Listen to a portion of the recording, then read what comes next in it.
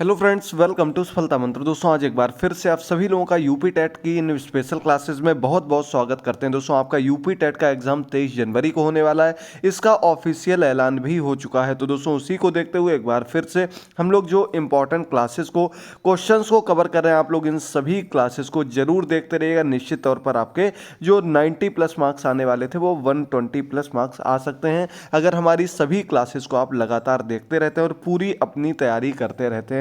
तो दोस्तों, आपको पता होगा संस्कृत की चैप्टर वाइज क्लासेस लेकर आ रहे हैं। इसमें इंपॉर्टेंट क्वेश्चंस, ऑब्जेक्टिव क्वेश्चंस को लगातार कराया जा रहा है और ये आपके एक एक करके सभी टॉपिक इसमें कवर किए जा रहे हैं। उसी सीरीज में आज आपको प्रत्येक टॉपिक से संबंधित एकदम सिलेक्टेड इंपॉर्टेंट क्वेश्चंस मिल रहे हैं जो कि इस बार एग्जाम में पूछे जा सकते हैं। तो आप लोग इन क्वेश्चंस को जरूर देखिएगा। जल्दी से चैनल को सब्सक्राइब करिएगा, टेलीग्राम इंस्टाग्राम पर फॉलो करना मत भूलिएगा। पहला क्वेश्चन आपके सामने आ चुका है और दिया गया है, पुल्लिंग शब्दों को स्त्रीलिंग बनाने के लिए जिन प्रत्ययों का प्रयोग किया जाता है उन्हें क्या कहते हैं। यानी कि ऐसे प्रत्यय जो कि पुल्लिंग शब्दों को स्त्रीलिंग बनाने के लिए प्रयोग में लाए जाते हैं, उन प्रत्यय को हम किस रूप में जानते हैं। ऑप्शंस आपके सामने दिए गए हैं और सीधे सीधे हम क्या कर रहे हैं, पुल्लिंग को स्त्रीलिंग प्रत्यय में बदल रहे हैं, तो वो आपके स्त्री प्रत्यय के रूप में कहलाते हैं। आपका ए नंबर ऑप्शन यहां पर बिल्कुल करेक्ट हो जाएगा। याद कर लीजिएगा, इससे रिलेटेड कुछ अलग प्रत्यय होते हैं, वो आपको एक एक करके आज की ही क्लास में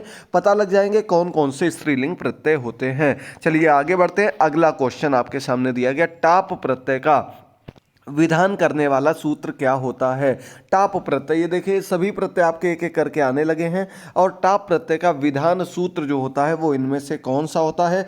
तो सेकंड नंबर क्वेश्चन है और इसका आपका सही ऑप्शन हो जाएगा ए नंबर ऑप्शन, अजाद्यत टाप।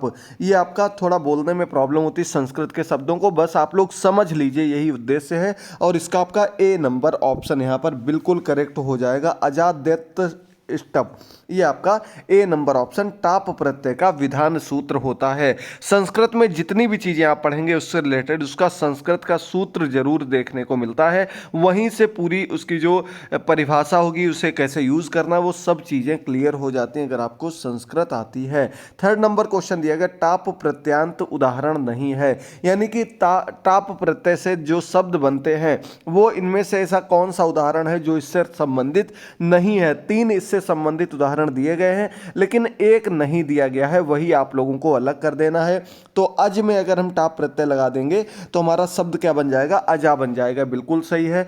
चटक में लगा देंगे तो चटका बन जाएगा, बाल में लगा देंगे बाला बन जाएगा। लेकिन सी नंबर ऑप्शन आपका दिया गया है, गौर में अगर टाप प्रत्यय लगा देते हैं तो गौरा बन जाएगा। ये वाला ऑप्शन आपका बिल्कुल गलत है और इसी को हम लोगों को चूज करना था। नहीं शब्द का विशेष ध्यान दीजिएगा, ऐसे क्वेश्चंस में काफी बार ये गलती देखने को मिली है कि नहीं शब्द आप लोग भूल गए और वहीं से आपका पूरा क्वेश्चन गलत हो गया। तो सी नंबर ऑप्शन आपका बिल्कुल करेक्ट हो जाएगा। चलिए आगे बढ़ते हैं फोर्थ नंबर क्वेश्चन पर। यहां पर आपके सामने फोर्थ नंबर क्वेश्चन दिया गया है, इसमें आपको बताना अशुद्ध पद को चुनिए। यहां भी आपको अशुद्ध पद का चयन करना है।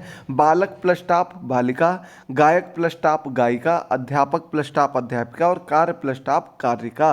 तो यहां से आपका जो करेक्ट ऑप्शन आ जाएगा वो कौन सा दिया गया है, तो यहां पर आपका डी नंबर ऑप्शन बिल्कुल करेक्ट दिया गया। जो गलत दिया गया, देखिए बालक में टाप लगा देंगे क्या बन जाएगा, बालिका, यानी कि हमारा पुल्लिंग में था, टाप प्रत्यय लगा दिया, क्या हो गया, स्त्रीलिंग बन गया। लेकिन कारिका गलत दिया गया है, ये आपके संज्ञा शब्दों के साथ लगाया गया है, लेकिन यहां पर आपका कार्य के साथ लगा दिया गया, ये वाला बिल्कुल गलत दिया गया। यानी कि इसका आपका डी नंबर ऑप्शन हो जाएगा जो कि एक अशुद्ध पद है, कार्य प्लस टाप कार्य का गलत दिया गया। बाकी तीनों ऑप्शंस आपके बिल्कुल करेक्ट दिए गए हैं। चलिए बढ़ते हैं 5 नंबर क्वेश्चन पर। यहां पर दिया गया, सिरदेव रादिभ्यश्च सूत्र किस स्त्री प्रत्यय का विधान सूत्र होता है। तो आप लोग फिर से पढ़ लीजिएगा, इसको थोड़ा सा अलग शब्द दिया गया, ये पूरा आपका सूत्र दिया गया है प्रत्यय से संबंधित। किस प्रत्यय से संबंधित सूत्र है ये आप लोगों को बताना है। 5 नंबर क्वेश्चन है और आपको अभी ऊपर टाप प्रत्यय के क्वेश्चन बता दिए। अगला आपका जो यहाँ पर प्रत्यय बताने वाले वो आपका डीस प्रत्यय है। बी नंबर ऑप्शन आपका बिल्कुल करेक्ट हो जाएगा। डीस प्रत्यय जो होता है ये भी आपका इसी प्रकार के स्त्री प्रत्यय के रूप में जाना जाता है। आप लोग आगे इसके क्वेश्चंस देखेंगे तो खुद आपको क्लियर हो जाएगा। तो यहाँ पर आपका बी नंबर ऑप्शन है, ये इसका विधान सूत्र से संबंधित प्रत्यय दिया गया है। 6 नंबर क्वेश्चन आपके सामने दिया गया, डीस प्रत्यांत उदाहरण उदाहरण नहीं है। अब यहाँ पर आपको इसी रूप में बताना कि डीस प्रत्यय से संबंधित कौन सा उदाहरण नहीं है। अभी आपको टाप प्रत्यय का बता दिया, अब डीस प्रत्यय का देखना है। तो इससे संबंधित कौन सा उदाहरण नहीं है, 6 नंबर क्वेश्चन दिया गया है। और इसमें देख सकते हैं नर्तक प्लस डीस तो नर्तकी बन गया, गौर प्लस डीस गौरी बन गया, नर प्लस डीस नारी बन गया और शिखंड प्लस डीस शिखंडी बन गया। लेकिन यहाँ पर जो सबसे अलग आपका दिया गया नर प्लस डीस नारी, यही वाला इससे संबंधित ऑप्शन गलत दिया गया है, यही वाला थोड़ा सा अलग है। बाकी तीनों आपके डीस प्रत्यय के उदाहरण है।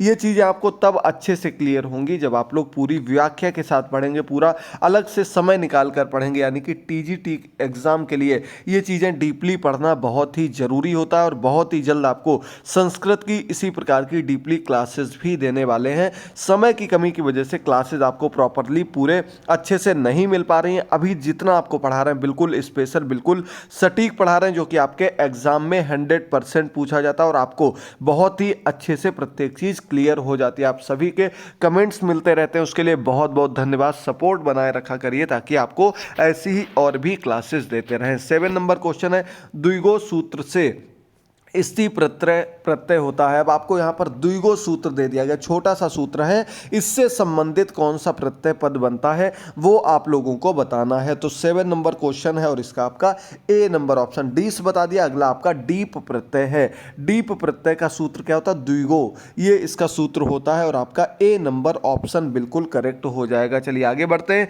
8th नंबर क्वेश्चन पर। तो यहाँ पर आपका दिया गया डीप प्रत्ययांत उदाहरण नहीं है। डीप प्रत्यय का उदाहरण इनमें से कौन सा नहीं दिया गया, जिसमें अंत में डीप प्रत्यय का सही प्रयोग नहीं देखने को मिल रहा है। ऑप्शंस आपके सामने हैं, जल्दी से देखिए, चूज करिए और तुरंत बताते रहिए। तो यहां पर देखिए क्या दिया गया, नद प्लस डीप नदी, देव प्लस डीप देवी देवी, गार्ग्य प्लस डीप गार्गी, सारव्य प्लस डीप सारव्वी। तो यहाँ पर आपको बताना है कौन सा सही नहीं दिया गया है। 8th नंबर क्वेश्चन है और इसका आपका डी नंबर ऑप्शन जो आपके सामने दिया गया, यही वाला ऑप्शन अलग दिया गया है और गलत दिया गया है, जो कि डीप प्रत्यय से संबंधित नहीं है। इसी को हम लोग क्या कर देंगे, इसी को हम लोग अलग कर देंगे और आपका यही वाला ऑप्शन जो दिया गया है वो थोड़ा अलग हो जाएगा। इसमें आपका डीन प्रत्यय लगाया जाता है। क्या लगाते हैं, डीन, डीप, डीस, डीन, ये सब अलग अलग प्रत्यय हैं। तो डीन प्रत्यय जब हम लोग इसमें लगा देते हैं तब आपका ये पद बन करके आता है। डीप प्रत्यय नहीं लगाते हैं और यहाँ पर आपका डी नंबर ऑप्शन अलग हो जाएगा। चलिए आगे बढ़ते हैं। सार्गवादित्रो सूत्र प्रत्यय करता है, यानी कि आपके सामने सूत्र जो दिया गया है ये किससे संबंधित है, किस प्रत्यय को बताने वाला सूत्र है, ये आप लोगों को बताना है। 9 नंबर क्वेश्चन है और इसका आपका सही ऑप्शन यहाँ पर क्या हो जाएगा। तो अभी हमने आपको ऊपर क्या बताया था, डीन बताया था, तो डीन ही यहाँ पर बिल्कुल करेक्ट हो जाएगा। सी नंबर ऑप्शन में हम लोग क्या लगा देंगे, डीन प्रत्यय से आपका ये सूत्र बनता है और सी नंबर ऑप्शन बिल्कुल करेक्ट हो जाएगा। सिर्फ प्रत्यय के ऐसे क्वेश्चंस आपको यहाँ पर दिए गए जो निश्चित तौर पर बार बार एग्जाम में पूछे जाते हैं। तो आप लोग एक एक क्वेश्चन को बहुत ही ध्यान से देखिएगा और समझते रहिएगा। कहीं भी डाउट हो तो कमेंट बॉक्स में कमेंट करके जरूर पूछ लीजिएगा। 10 नंबर क्वेश्चन है, डीन प्रत्ययांत उदाहरण है। कौन सा डीन प्रत्यय के अंत का उदाहरण दिया गया है, अब यहाँ पर थोड़ा अलग दे दिया गया है, वो आप लोगों को समझना है। तुरंत देखिए और आंसर करिए। सही ऑप्शन यहाँ पर आपका क्या हो जाएगा, 10 नंबर क्वेश्चन है और इसका आपका सही ऑप्शन क्या हो जाएगा दोस्तों, जल्दी से देखिए। और बी नंबर ऑप्शन में आपका क्या दिया गया, ब्राह्मणी जो दिया गया है ये आपका डीन प्रत्यय का उदाहरण है। हम लोग सही कर देंगे यहाँ पर बी नंबर ऑप्शन को। बाकी बालिका गौरी तो आप लोग देख चुके हैं, किशोरी भी उसी से संबंधित है, लेकिन ब्राह्मणी थोड़ा अलग दिया गया है, ये आपका डीन प्रत्यय से संबंधित उदाहरण दिया गया है। बहुत बढ़िया, बिल्कुल करेक्ट है। कुछ आगे क्वेश्चंस आपको और देखने को मिलते हैं। दिया गया 11 नंबर क्वेश्चन कि क्रिया में वर्तमान कालिक निरंतरता द्योतित करने के लिए प्रयुक्त होने वाला प्रत्यय है। निरंतर द्योतित करने के लिए क्या चीज, वर्तमान की काल की क्रिया को बार बार लगातार बताने के लिए हम किस प्रत्यय का प्रयोग करते हैं। 11 नंबर क्वेश्चन है और ये आपका यूपी टेट के एग्जाम में पूछा गया क्वेश्चन है और इसका आपका सही ऑप्शन यहाँ पर डी नंबर ऑप्शन हो जाएगा। श्रत प्रत्यय, आपको पहले भी प्रत्यय के क्वेश्चन कराए थे तब ये चीज बताई थी कि वर्तमान काल को लगातार बताने वाला प्रत्यय जो होता है वो कौन सा होता है, श्रत प्रत्यय होता है। यानी कि कोई कार्य वर्तमान काल में जब लगातार चलता है तो वहां पर हम लोग श्रत प्रत्यय लगाते हैं। डी नंबर ऑप्शन बिल्कुल करेक्ट कर देंगे। आगे बढ़ते हैं 12 नंबर नंबर क्वेश्चन पर धा धातु से अक्त्वा प्रत्यय का योग होकर शब्द बनता है। धा धातु में जब हम लोग अक्त्वा प्रत्यय लगा देते हैं तो वहां पर आपका जो शब्द बनता है वो थोड़ा अलग बनता है। और अलग आपको यहां पर कौन सा शब्द दिख रहा है? हित्वा दिख रहा है। यही वाला ऑप्शन आपका बिल्कुल करेक्ट हो जाएगा, जो कि धा धातु में अक्त्वा प्रत्यय लगाने से पद बनेगा। देखिए अभी जो पहले पेपर जो कैंसिल हो चुका उसमें आपके प्रत्यय के क्वेश्चंस ना के बराबर थे, लेकिन इस बार पूरी उम्मीद है, पूरा हम लोग अंदाजा लगा सकते हैं कि आपका कोई भी टॉपिक मिस नहीं होगा। हर टॉपिक से निश्चित तौर पर क्वेश्चन देखने को मिलेंगे, प्रत्येक टॉपिक से भी आपको जरूर क्वेश्चन देखने को मिलेंगे। शब्द रूप के भी क्लास बिल्कुल तैयार रखिए, उसके क्वेश्चंस भी, उसकी क्लास भी आपको बहुत ही जल्द देने वाले हैं। तो आप लोग जरूर क्लासेस को देखते रहिए, लगातार एक एक चीज को समझते रहिए। 13 नंबर क्वेश्चन दिया गया, सेव धातु से सानच प्रत्यय का योग होकर कौन सा शब्द बनता है? जब हम लोग सेव धातु में सानच प्रत्यय लगा देते हैं तो वहां पर हमारा कौन सा पद बन जाता है आपको बताना है। 13 नंबर क्वेश्चन है और इसका आपका सही ऑप्शन क्या हो जाएगा? ऑप्शन हो जाएगा आपका सेव मानह। ये आपका सेव मानह, सेव धातु है हमारी सानच प्रत्यय। सानच प्रत्यय में हमने आपको बताया था मानह लग जाता है, अंत में मान लग जाता है, तो सेव मानह ये आपका बिल्कुल करेक्ट हो जाएगा। बी नंबर ऑप्शन बिल्कुल सही हो जाएगा। 14 नंबर क्वेश्चन आपके सामने है, दृश्य धातु में श्रुत प्रत्यय लगाने से निष्पन्न होगा। निष्पन्न का मतलब क्या बन करके आएगा, ये आप लोगों को बताना है। जल्दी से देखिए, समझिए और तुरंत आंसर करिए। श्रुत प्रत्यय आपको पहले बता चुके हैं, यही क्वेश्चन बताया था, तो निश्चित तौर पर आप लोग इसका आंसर जानते होंगे। आपका सही ऑप्शन यहां पर क्या हो जाएगा? पश्यन हो जाएगा। बी नंबर ऑप्शन सही हो जाएगा।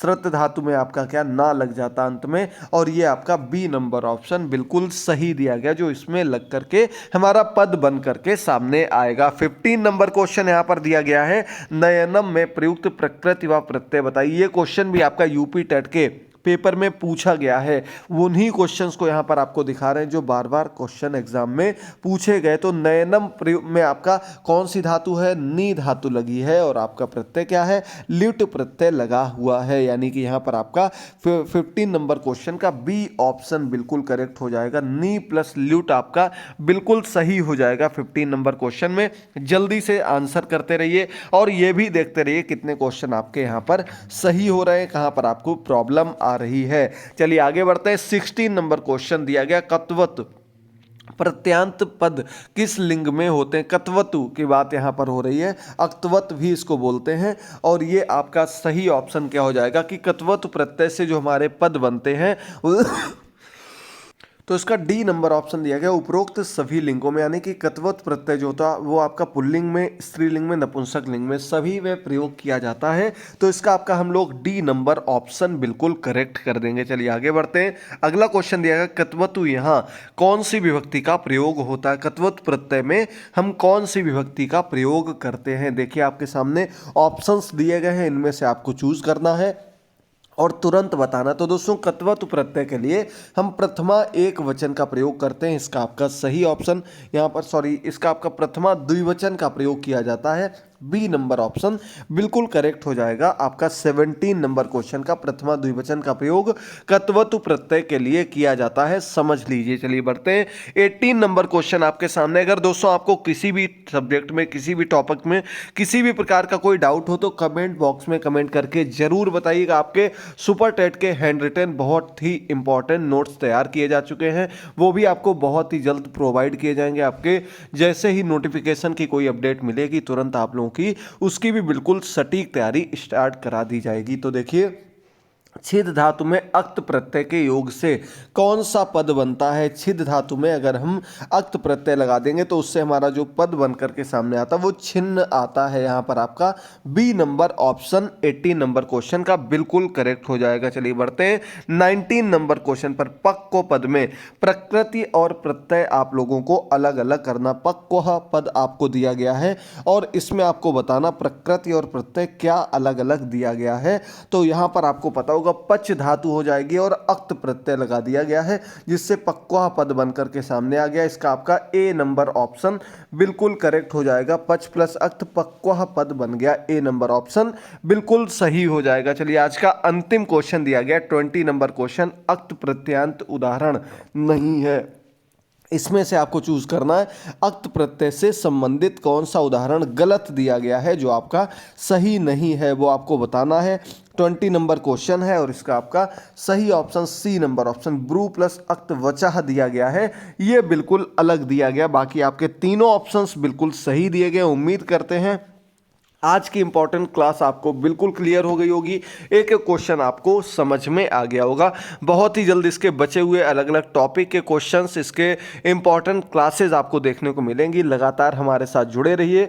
आपकी कल से आज शाम से ही 2 क्लासेस स्टार्ट कर दी जाएंगी, जो कि आपके यूपी टेट के एग्जाम तक लगातार चलेंगी, अलग अलग सब्जेक्ट की होंगी। अगर आप लोग क्लासेस चाहते हैं तो कमेंट करके जरूर बताइएगा, निश्चित आपको यूपी टेट एग्जाम में सफलता मिलेगी अगर आप लोग हमारे साथ इसी प्रकार से जुड़ करके अपनी तैयारी करते रहते हैं। टेलीग्राम पर आप लोग जरूर जुड़ जाइए, इंस्टाग्राम पर भी आप लोग हमारे साथ जुड़े रहिए। थैंक यू दोस्तों, गुड बाय, टेक केयर।